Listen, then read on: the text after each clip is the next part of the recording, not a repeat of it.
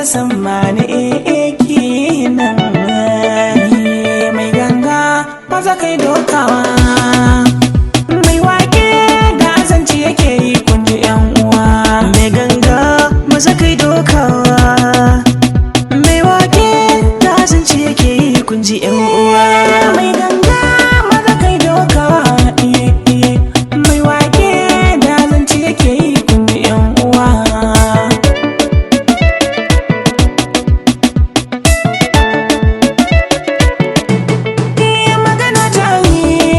Suka cewa asalin zance mai tafiya ya kakaiwa, wani na tashi wani na zaunawa, mai haƙuri shi ke dacewa, ga zance da salon burgewa, a kushe ya kasa a saman taga don sha damuwa. Shishigi da azurbaɓe da gudu su da ke yi, mun ta samu tabargwani wannan sai yayi.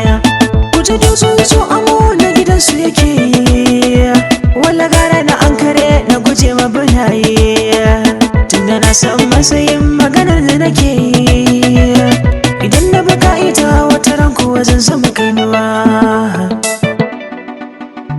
Ni dai ba faɗa nake ba, waka kuma ban iya ba, ba zan yi musu da kai ba, ba karan da ba bara ba ne ba, ba da musu da hina jallara ba, ita kainuwa a saman ruwa ta ka fito.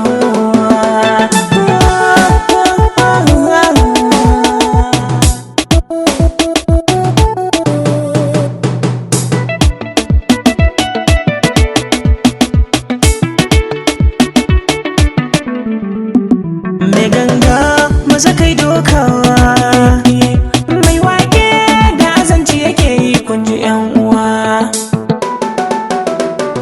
wani faɗin ne ko na ɗage kai ina gudun wata rana, don haka shirme ne wanda na rena zai iya shallake kaina. Rana kirge ne a yau da gobe ana iya cimma batuna, tintini na gane ilahu ne yake iya sarrafa raina. Rabbi makagi ne zai iya komai a cikin gobe na, in haka sabo ne faɗa da ilahu ko kun san ba shi da riba.